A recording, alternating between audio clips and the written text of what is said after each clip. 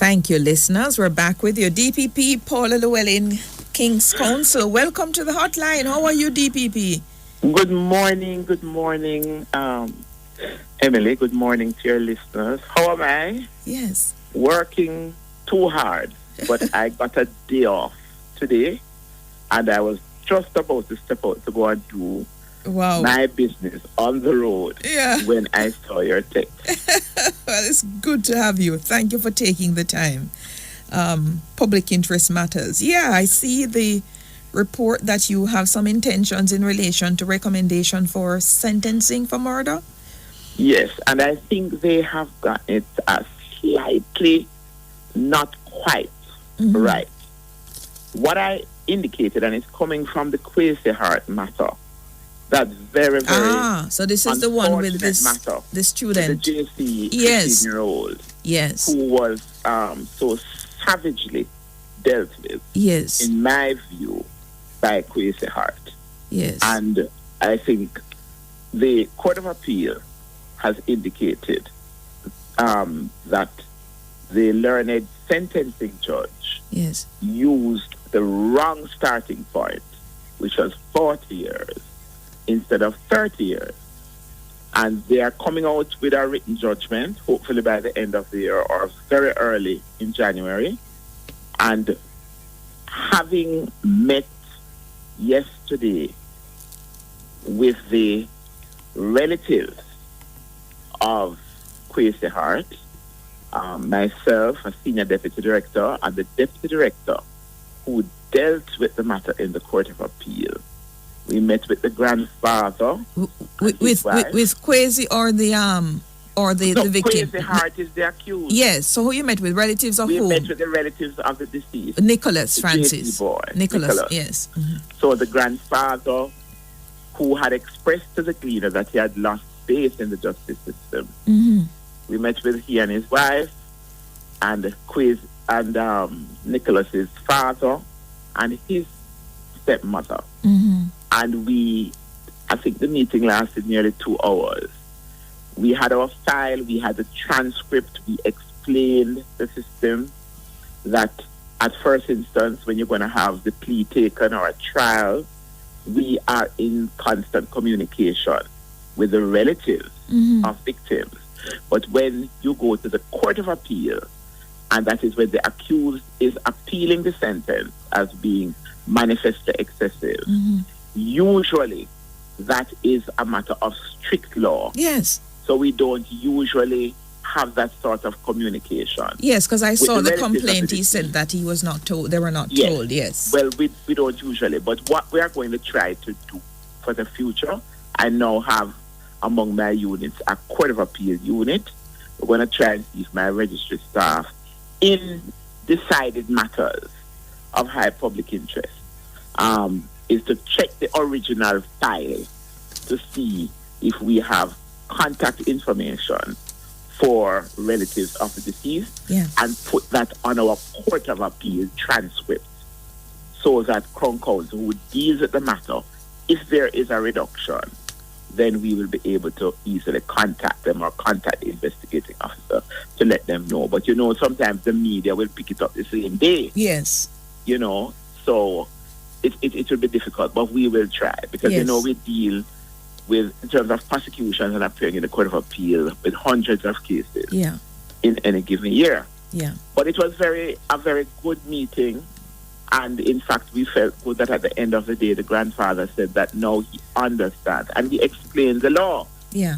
And it is going into the explanation of the law, focusing on Section 42F of the Criminal Justice Administration Amendment Act. So I don't know which news media that was, but they didn't get it quite right. What I said is that we at the office of the DPP, coming from this matter in terms of what was said by the court, and it is only reflective of what has been said time and time again, where the sentencing, if one is not careful, is almost formulaic in terms of the almost mathematical precision that is being used.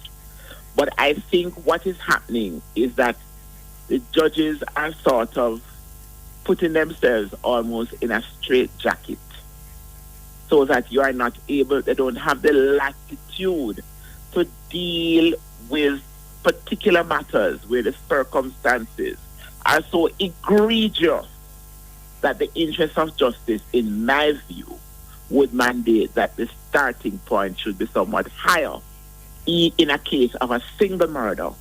If it's a case of a double or a triple murder, by virtue of that, the law and the case precedents allow the judges to start at a greater starting point. But the court took the view that the starting point should not be greater than the deemed period for life imprisonment. Now, Emily, where do you find the deemed period? You find it in section 42F, which states that where the offense to which a defendant pleads guilty is one for which the court may impose a sentence of life imprisonment, and the court would have imposed that sentence had the defendant been tried and convicted for the offense, then for the purpose of calculating a reduction of sentence in accordance with the provisions of this part, a term of life imprisonment shall be deemed to be a term of 30 years. So this is the indicator that the Court of Appeal have been using to remind first instance judges that the starting point should be 30 years.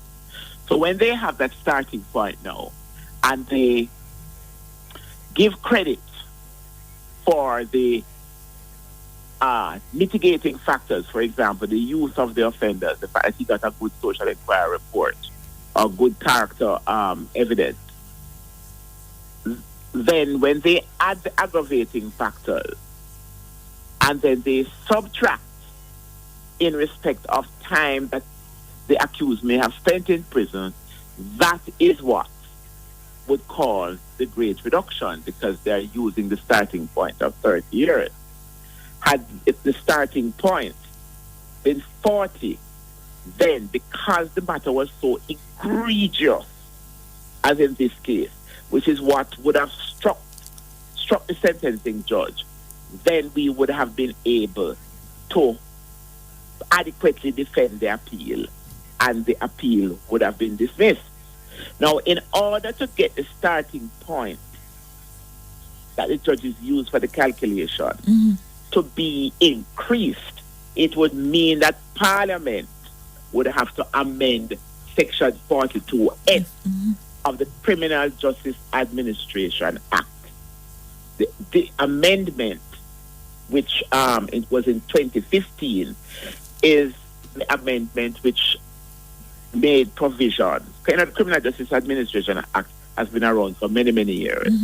But that amendment in 2015 brought in this whole thing about percentages, reductions, and the whole issue about shocking the public conscience. And this particular definition or duration of what life imprisonment for the purposes of the calculation of sentence where the accused has pleaded guilty to be a term of 30 years. So as soon as I get the written judgment, then we will, in fact, I discussed it immediately with my senior deputy, Jeremy, and the Claudette. They were there, and the deputy who is in charge of our Court of Appeal unit. And we all had the consensus. It's something we have been talking about. But I think this case, and given the very definitive way that the position was restated by the Court of Appeal, we have decided to be bold, as we have had been in so many other cases. I speak of the right of appeal for sentence. But we believe that given the state of murder in the country now in 2022, as it has been manifesting itself, right? And remember, this provision was made in 2015, that given the types of very heinous murders, even single murders, in single murders, when I say that, murder of one individual as opposed to multiple persons who are killed, which would automatically be aggravating factors to increase the sentence. We believe that the time has come for Parliament in terms of policy, or perhaps the executive in terms of policy, to move this amendment before Parliament for an amendment to the term of life imprisonment to be deemed to be a term of 40 years as opposed to 30. Okay. If that is done, then that now would allow the Court of Appeal and the sentencing judges to use or have the starting point the 40 years. So the amendment, I can't make a recommendation to the judges. This is why the Twitter note that you sent me, it was somewhat imprecise. As a matter of law and protocol, I cannot make a recommendation to the judges. I can make a recommendation to the minister, because remember, the judges make case law, but they don't make legislation. Right. It is Parliament that makes legislation after the executive have formulated the policy. Yes. So, as we have done and other entities have done, we believe in the interest of justice. We should attach the judgment of Kwesi Hart with the reasoning of the court, so that it's quite clear, and then make a recommendation that in light of the types of heinous cases for murder and single murders that we have been seeing recently, that the public interest would be enhanced by Parliament amending Section 42F. But can I ask you, the life imprisonment would be deemed now to be 40 years. If this deeming provision moves from 30 to 40 in a case where a defendant pleads guilty, why would any defendant plead guilty when the starting point is deemed to be 40 years, when those who are tried and convicted for murder, sometimes of a similar kind, they get life with a period for parole being by law 15 years to start in some instance and 20 years to start in the other? But you see, Emily, it depends on the circumstances. We are not saying that in the majority of circumstances that pleading guilty to murder, life imprisonment, and eligibility for parole not before 25 years, which is the average, 24, 23, 26, may not be appropriate. But there is the odd case where the circumstances so shock the public. It is so traumatizing what was done. Look at the other case. We sent that out recently, where a 7-year-old child was lured by a man who she knew because he used to be her aunt's boyfriend. So he was accustomed to being around in the yard. And it was her niece's ex-girlfriend. And because she rejected him and got another lover, he waylaid the child on her way to school, took her away to his house, took her a school bag, and then threw her into the Rehoboth River, where her body was discovered a couple of days later with one hand severed. Now that is absolutely so egregious that even if he pleads guilty, 25 life imprisonment and 25 years before parole is not enough. But I want to come back to you. Can I call you back? Because this is so important. And remember, we have to go to the headlines, DPP. Please, let me call you back. Let me call you back. Let me call you back. 40 years. Let me call you back. That's right. Please, let me call you back. It's headlines time. The DPP wishes to make the recommendation to move it to 40 years because of what she considers a possible injustice that can result, as she says, happens in the case of Nicholas Francis because of the existing law where the deeming term is 30 years. She rejoins me. King's Counsel? Emily, in fact, looking back on the provision, remember, the sentencing judge has the option not only in giving credit for a plea of guilty, but can also, in a case of murder, if the accused pleads guilty on the first relevant date, you can also get up to 33.33% off. Thereafter, if it is during the trial or after the first relevant date, but before the trial, you can get up to 25%. If it is after the trial has commenced, you can get up to 15%. But what moving the deeming of life imprisonment from 30 to 40 would do is to give the sentencing judge more latitude, where in the odd case, where it is a case where the circumstances are so egregious that you would need to have the starting point being 40. Even if he pleads guilty, then it would give the sentencing judge more of a latitude. Because in the sentencing guidelines, and in fact, I would also say very respectfully that I would not be surprised if in the very near future, given the types of cases that we have been seeing, and given the fact that the sentencing guidelines that the judiciary had prepared and they use, and we use it too, in terms of making our recommendation in a sentencing hearing, that given the fact it's about 5 or 6 years old, I wouldn't be surprised if the judiciary believes that in the public interest, it is time for them to review the sentencing guidelines. Because remember, law is law, and we as lawyers, you and I, are bound by precedent and by the legislation. But you and I, as well as the judiciary, do not exist in a bubble.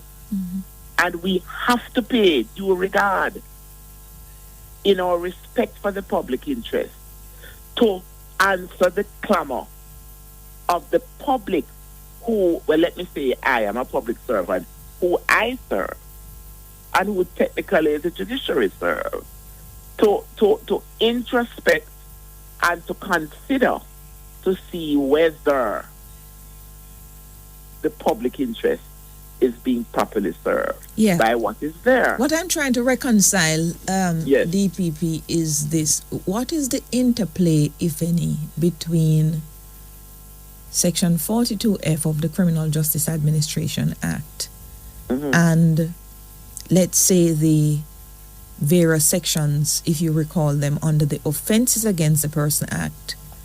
You have I think it's 21A to F, and you have 31A, 31B, and those stipulate that where a person is convicted for murder, how the person is to be sentenced depending on what type of murder the person has committed, and the statutory minimum in those sections would be either 15 or 20 years, depending on the type of murder. What's the interplay between those two pieces of law? Well, the thing is, what those provisions are saying, that the judge cannot go below, in matters with murder in the course of furtherance of committed another offense, technically, cannot go below 20.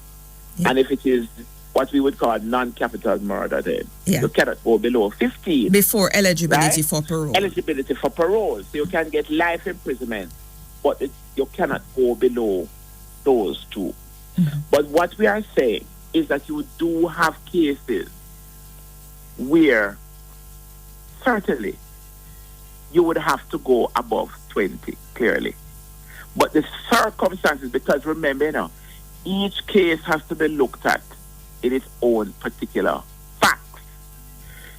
when you have a situation where it would appear that the sentencing exercise is going to possibly confine the judge, bearing in mind that the sentencing guidelines do not prescribe a starting point.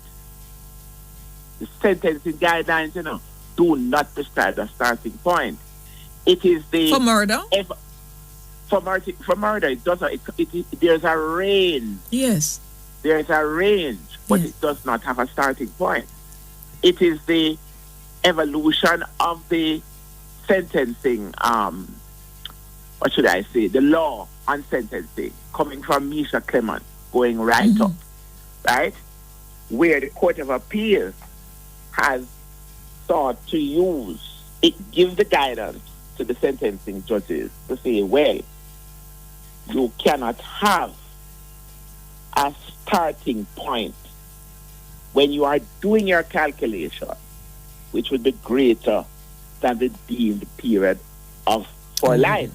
The deemed period for life. So, irrespective of whether you cannot go below 20, life imprisonment, eligibility for parole, you can't go below 20 or 15, depending on the type of murder that it is. Yes. The fact of the matter is that the starting point would be the same in both. Okay. When you are deciding how to compute the eligibility for parole. Let me take a quick break. DPP Paula Llewellyn, stay with us, please. Thank you, listeners. We're back with you on the hotline, back with the Director of Public Prosecutions, Paula Llewellyn, a very, very topical matter, sentencing, and particularly the desire, the wish, the intention to make a recommendation to increase the deeming period for the purposes of life when somebody pleads guilty for murder. For the purpose of the calculation. For the purposes of the calculation under Section 42F of the Criminal Justice Administration Amendment Act. The intention is to move it, make a referral for it to be moved from 30 to 40 years. Okay. Can I just illustrate? Yeah. I did a case in the Court of Appeal, I think last year, where an accused man went through a trial for the murder of his ex-girlfriend, where what he did, he was convicted. What he did, his girlfriend spurned him. He went to her house and went into her bedroom. She had another gentleman there along with her sister. They had a little quarrel and she asked him to leave. He went away, got some gasoline in a bottle, and he went back on her veranda. When she and her sister came back out, she told him, "Didn't I say to you to leave my premises?" He threw the gasoline on her, lit her a fire with his lighter, and then ran off. She died a slow and agonizing death. He did not plead guilty. Remember Section 42F. Yes, speaks only to a plea of guilty. Right? He got life imprisonment. He went to trial. So when you go to trial, what it is showing is that you have no regret, no remorse. Well, not necessarily. Well, he pleaded not guilty. Yes. And he was convicted. And he may have expressed remorse during the context of the trial, perhaps. Not at all. He did not. Okay. And the sister, luckily, was alive to tell the tale. He was given life imprisonment, and he was not eligible for parole before serving 40 years. Now, when that's under Section 3 of the Offences Against the Person Act, he was sentenced. And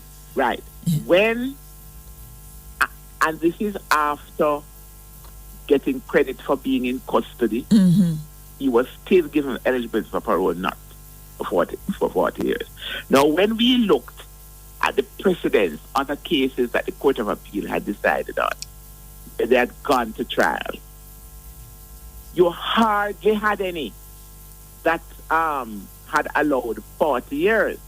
But we were able to successfully argue that the aggravating circumstances were so egregious that the judge's starting point, which was more than 30, would have been appropriate. Yeah, but remember, under the sentencing guidelines, they don't have a starting point. He wasn't pleading guilty, so the judge was not bound by 42F. Yes, now, right. I'm here to tell you, yes, had he pleaded guilty, yes, then he would have got life imprisonment. And because the starting point was 30, then he would have probably come out with about 24, 25 years before parole. Yes. Now, the relatives of the deceased would have been saying that cannot be justice. Because you do have the odd case that, just like the cocoa piece matter, you cannot equate. Some cases are just so egregious. It is so terrible. It was so awful. It was so shocking what was done. That pleading guilty, it is quite clear that pleading guilty, there's still no remorse. It's just a, you say you're pleading guilty. But a guilty plea, you can get a blind. No, a guilty plea in law is an expression of remorse, though, DPP. Yes, but guess what? If we were to follow that, then it would mean, by that definition, that the Rushane Barrett, who pleaded guilty to killing his cousin and 4 children, because he pleaded guilty on each count and he showed remorse, then giving him life imprisonment and perhaps 25 years to run concurrently would have been okay because he showed remorse. It doesn't go like that. The public interest would have demanded that a sentence,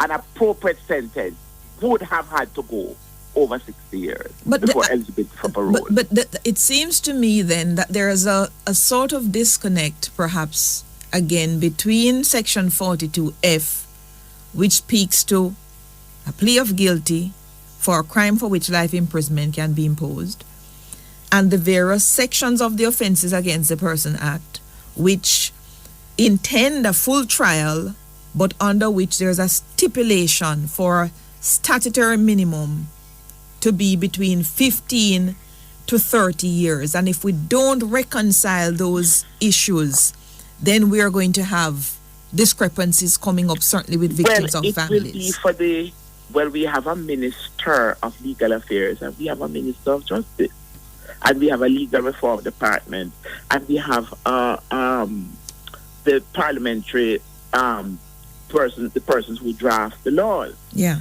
So it will be for them to do the necessary research, and because you don't amend a section in vacuum. No. They would have to look at the whole scheme of the Criminal Justice Administration Act to make sure that there will be no anomaly. Yeah.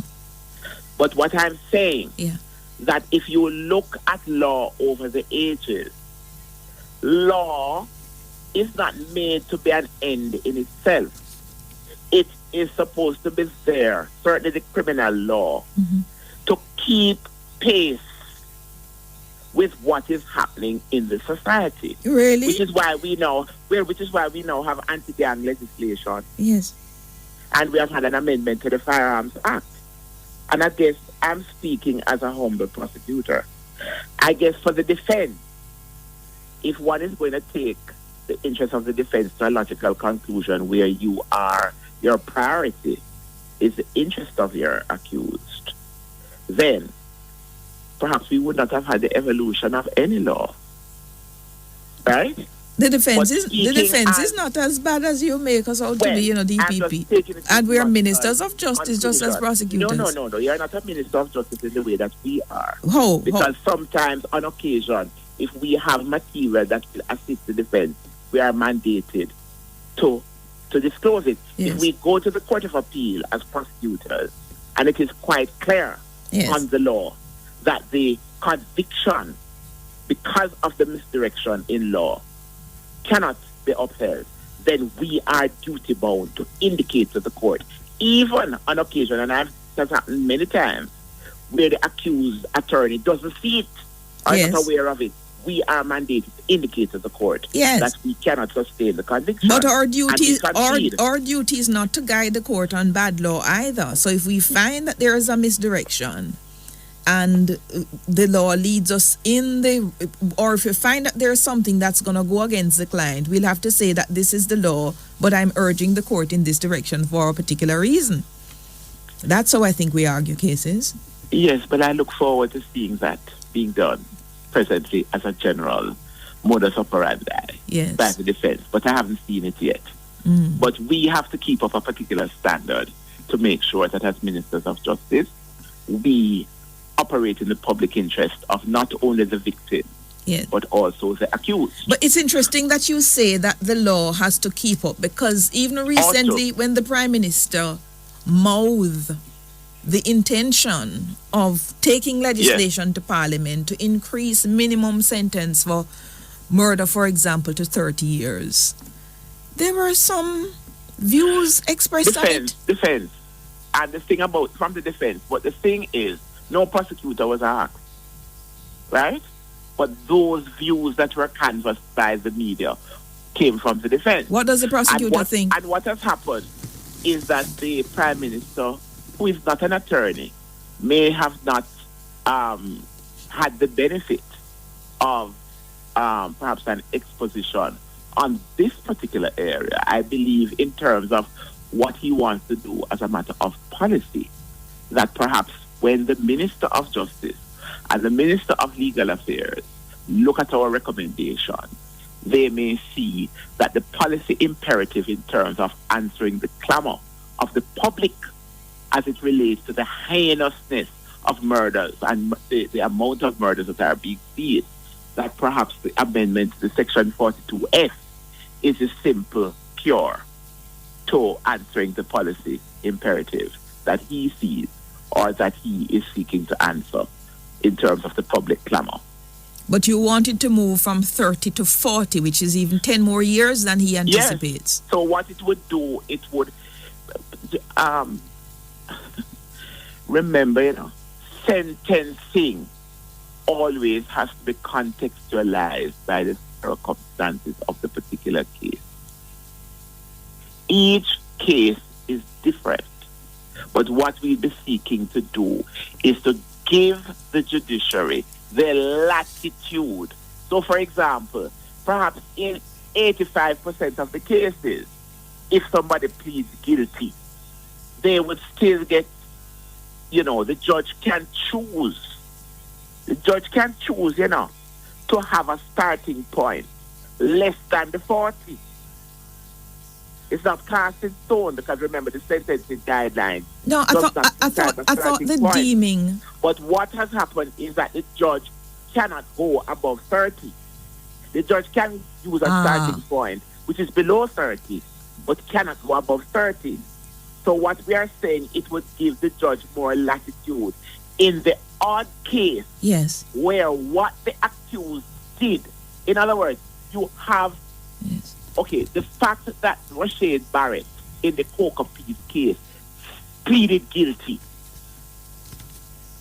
to anybody, and I think I dare say to defense counsel as well, to any member of the public, it is the one case that even if he pleaded guilty, no amount of plea of guilty could convey regret or remorse that would be sufficient. Let me take a quick break again and come back with you. Hold on, please. Thank you, listeners. We're back with you on the hotline talking with the Director of Public Prosecutions, Paula Llewellyn, King's Counsel. This following a reduction in the sentence of murderer Kwesi Hart this is for the murder of 14-year-old Nicholas Francis. That is a young JC student who was killed some years ago. And what is causing now, it's perhaps we can call this the Nicholas Francis recommendation when it does come, because of what the DPP intends. Because I think something good has to come out of this young man's life. It was a particularly egregious.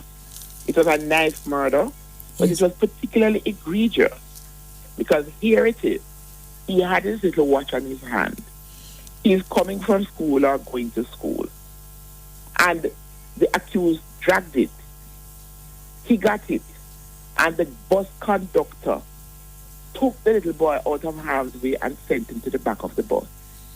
Yet, the accused, literally, when the child was trying to retrieve his bag, because somebody threw his bag outside, and he was speaking when somebody outside said, whose bag is this? He was just going to go retrieve his bag. And the accused challenged him again. Mm-hmm. The little boy tried to defend himself, and he stabbed him once and then stabbed him in the heart. Mm-hmm. Yeah. Let me tell you something. You say you are a defense counsel, so you don't know what we as prosecutors, when we interface with some of the relatives of the victim, if we are not careful, given what we have to face and what we do, we are at risk of getting post-traumatic stress disorder. Yeah. And you couldn't imagine in terms of explaining the law. At one stage, I had to say to them when they looked at me, it is about Miss Llewellyn. I said, some people believe the law is an ass.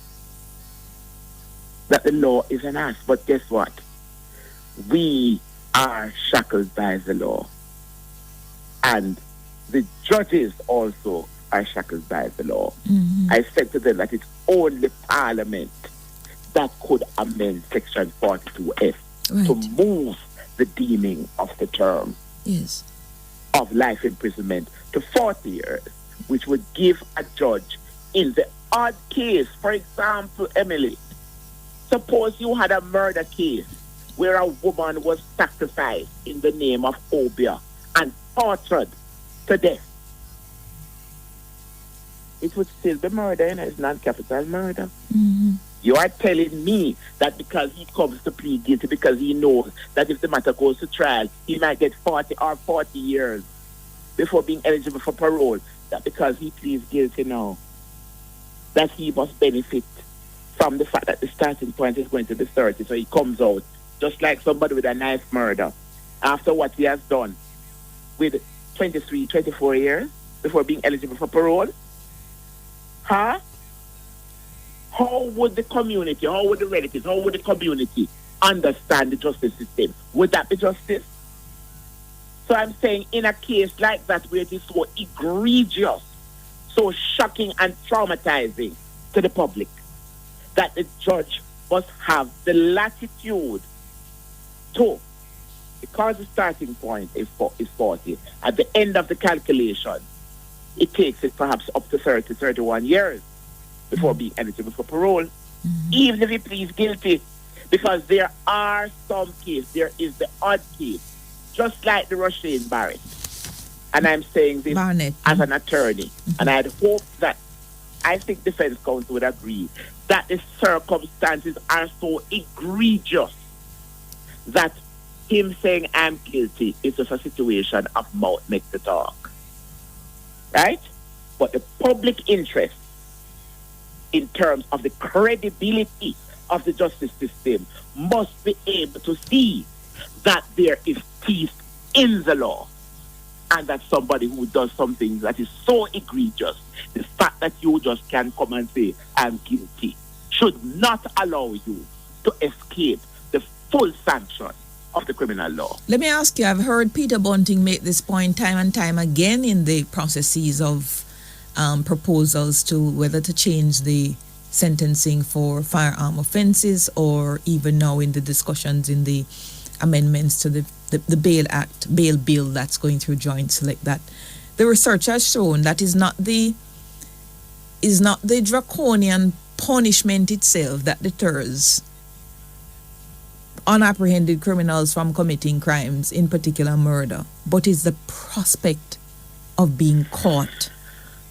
How you respond to that in light of your proposal for heavier sentence? Something. You know the problem that politicians have? They are not prosecutors, they are not judges, they are not police officers.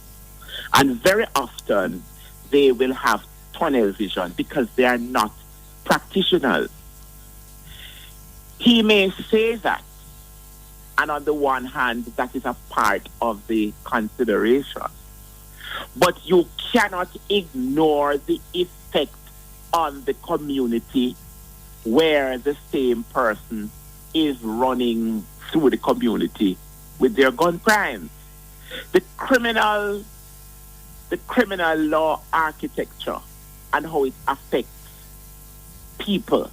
One cannot only look at the accused, which is what defense counsel who populate parliament tend to do.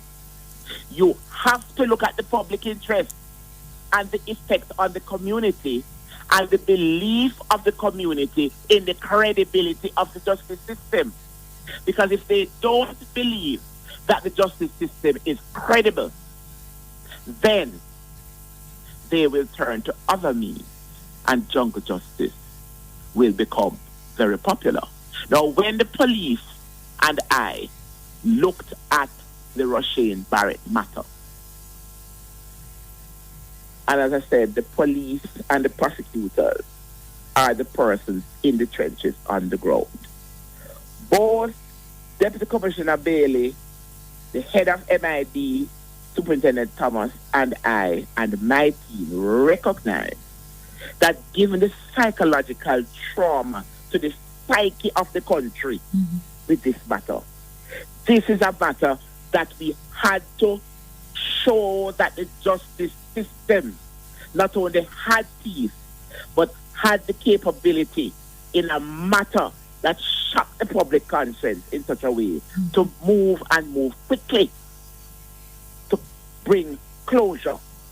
Now, the average politician, because they are not practitioners, would not have that breadth of being able to see all the nuances of the particular factors and the person and the public interest that will be affected. So I forgive politicians when they come with tunnel visions because they are not practitioners. They would be looking at their constituent members as persons, yes, a victim of crime, but they are not prosecutors and they are not judges. They don't know the law. Right? So they don't have to go into the trenches and the conscience of the law to know what it takes to put a case together. Sometimes I hear some of the arguments coming out of Parliament and I shake my head. We are in the trenches, so we knew we had to move with dispatch. And the community also, they realize this is not a time that they can be willfully blind and look the other way to accommodate criminality. They had to move, and what they knew, they immediately told and assisted the police and the community also in Trelawney. So within 2 days, we had him. And I can tell you, over my dinner, I was in Westmoreland, I'm talking to the police. Before I got to my bed, I'm talking to the police. This is what I'm going to my bed with as the EPP. Isn't it? Right? Yes. So I'm very passionate about the public interest. Yes. It is important to understand that with the greatest of respect to the politicians, they are not practitioners. So I can understand when I saw the other day the Prime Minister seeking to answer the public clamor in respect of showing that the system has teeth. But he's not a prosecutor. And nobody asks the prosecutors. But looking at the Crazy Heart matter, I recognize that in my, dare I say, humble way, given the fact that, yes, I know I have a reputation to be bold, but it is to be bold in the public interest. And I've had to do that in the past.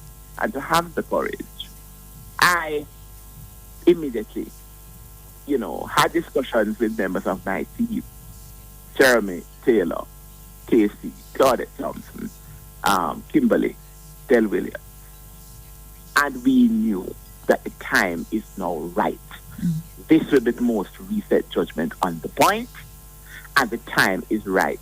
And perhaps when the Minister of Legal Affairs and the Minister of Justice look at it along with their team, legal reform, parliamentary, the parliamentary. Perhaps the policy imperative that the Prime Minister was trying to put forward may be well served by a simple amendment to Section 42F of the Criminal Justice Administration Act to move the deeming of life imprisonment to 40 years. Because remember, again, I say, it would still give the judges latitude to go have the starting point below 40 years, but they can't go above it. So the latitude would still be there. Yeah. To benefit counsel for the defense, who has instructions, and the prosecution, who has instructions, to caucus and come to plea negotiations, make recommendations of a range, using and suggesting a starting point that is below the 40. That would still suit the justice of the particular circumstances of the particular case. We have to talk again, DPP. All right. Thank I hope you. when you go on, I'm not on social media, but please amend on Twitter what it is that I actually said. It is an amendment to Section 42F. Happy of holidays. The Criminal Justice Administration Happy Act. holidays. I will and you see being what an attorney, you will be able to properly explain. I'll see. Happy holidays. Thank you to so and much. All the very best for the new year. Thank you to you and your family and also the staff at the office there. To the public who we both serve. Thank you, DPP. All the best to you. Welcome. Paula Llewellyn, King's Counsel. When we